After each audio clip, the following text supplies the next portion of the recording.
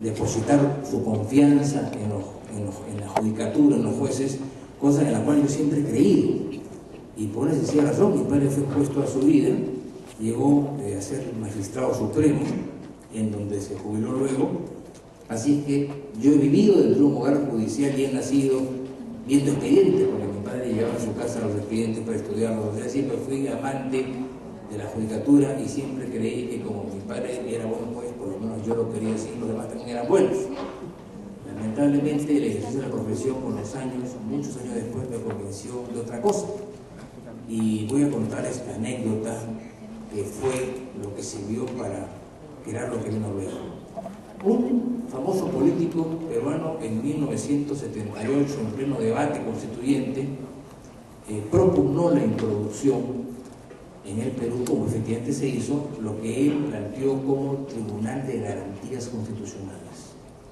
Con el tiempo esto fue evolucionando y la figura se cambió por la del Tribunal Constitucional, que es mucho más castiza, o por lo menos mucho más generalizada. El nombre de Tribunal de Garantías Constitucionales fue lo que apareció en la primera versión del borrador de Constitución Española de 1977 y lo que desapareció luego para llamarse el Tribunal Constitucional.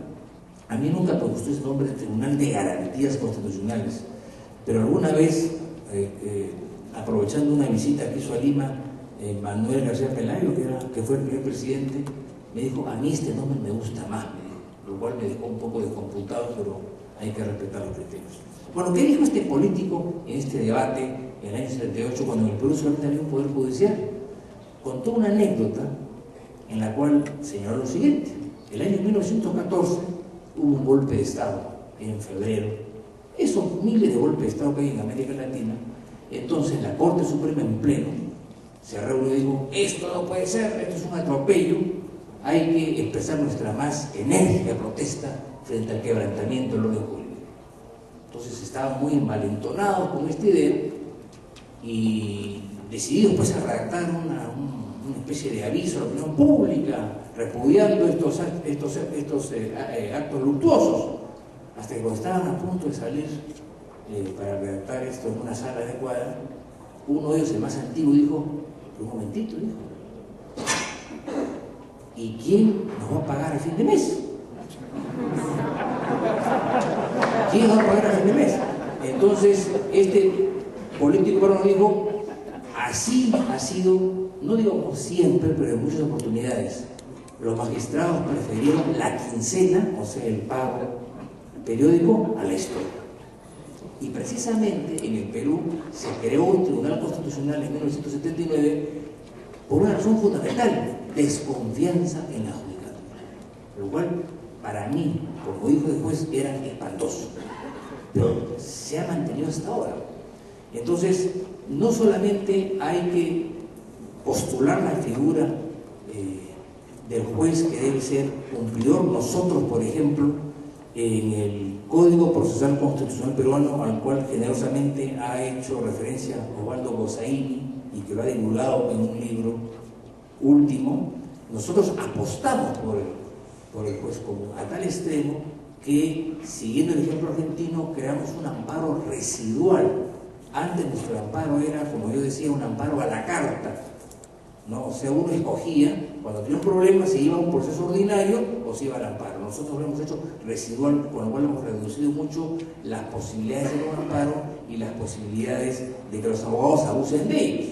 Indudablemente, si en lugar de hacer, no sé, el reconocimiento de una deuda en un proceso que dura 3 años, voy al amparo que dura 4 meses, prefiero el amparo. Nosotros hemos cortado eso por lo sano, con lo cual hemos apostado decididamente a los jueces. No hemos estado muy satisfechos con el comportamiento de los jueces peruanos durante la época de Fujimori, que fueron 10 años de oprobio para mi indignación, porque ahí los jueces naturalmente no estuvieron a la altura de su misión, pero creo que esto está ya remontando y esperemos que volvamos a ese estado.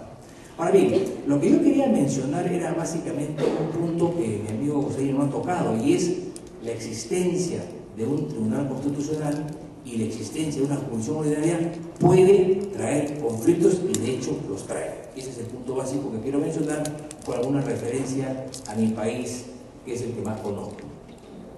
Es cierto que también en los lugares donde no hay tribunales constitucionales pueden existir conflictos. En el caso de Estados Unidos eso es muy claro.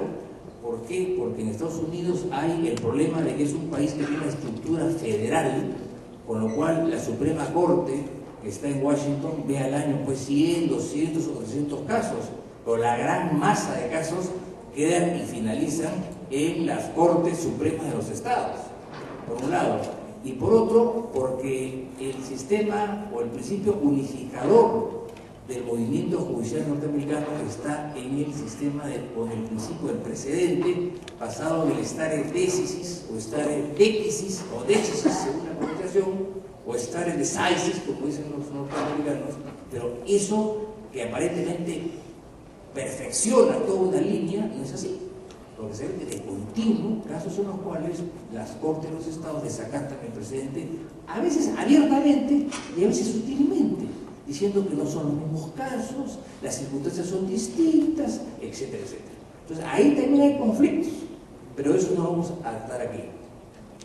Pero por lo general, digo por lo general, los conflictos con el Poder Judicial son mucho menores, porque el Poder Judicial, como todos sabemos, es una estructura piramidal, ¿no?, en la cual hay una corte y varias instancias inferiores, y además está descentralizada, o sea, está dividida en todo el país. Es un verdadero, digamos, el Congreso de la República, el órgano legislativo no está descentralizado, está en la capital y se acabó. Pero el Poder Judicial está descentralizado. En todas partes hay un juez, siempre hay un juez, con una ciudad o un pueblo pequeño o muy cerca. Entonces, en ese sentido, como hay una especie de pirámide casi vertical, los conflictos que no existen, sino que se disimulan muy bien, o simplemente no sucede. Yo creo que los conflictos se agudizan cuando justamente existen tribunales constitucionales que son al margen de la jurisdicción ordinaria, sea cualquiera el caso de un tribunal constitucional. Por ejemplo, desde el punto de vista del organigrama, desde el punto de vista de la estructura normativa, en América Latina existen dos entidades, como es la Corte Constitucional Colombiana y el Tribunal Constitucional Boliviano, con lo que queda de él, ¿no?, dentro del aparato judicial. La Constitución, por ejemplo, colombiana, habla de una rama judicial que involucra una serie de factores, entre los cuales está la Corte Constitucional. En el esquema europeo, si vemos la Constitución alemana, el Tribunal Constitucional Federal es parte del aparato judicial y solamente se independizó desde el punto de vista presupuestario, etcétera, a partir de los años 50. Pero en otros países, como el caso, por ejemplo, de Chile o el Perú, el Tribunal Constitucional es autónomo, está al margen de, o sea, no es, en alguna oportunidad, el maestro Vidal Campos, de grandísima recordación, hablaba de un órgano extrapoder. Me imagino que pensando en que los poderes eran tres, y como esto no encajaba en un órgano extrapoder, quizá la solución hubiera sido eliminar el concepto de poder y hubiera sido mucho más fácil. Pero en fin, esto es una realidad. Entonces, sea lo que fuera, sea que estén dentro del aparato judicial o fuera de él, actúan con autonomía. Y es inevitable que haya este tipo de problemas. Hay una frase que nació en Italia en los años 60 que es la guerra de las cortes. ¿Por qué? Porque estaba por un lado la Corte Constitucional, ¿no?, al margen de todo, y luego la Corte de Casación, que era la cumbre del poder judicial italiano.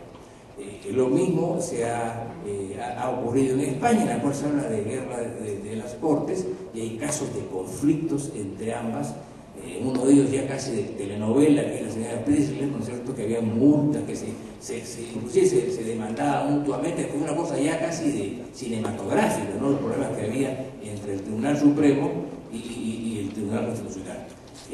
Ya también dijo Osvaldo cómo en Colombia esto se conoce como choque de trenes, pero parecía pues descarrilamiento, porque han habido serios problemas entre ambos.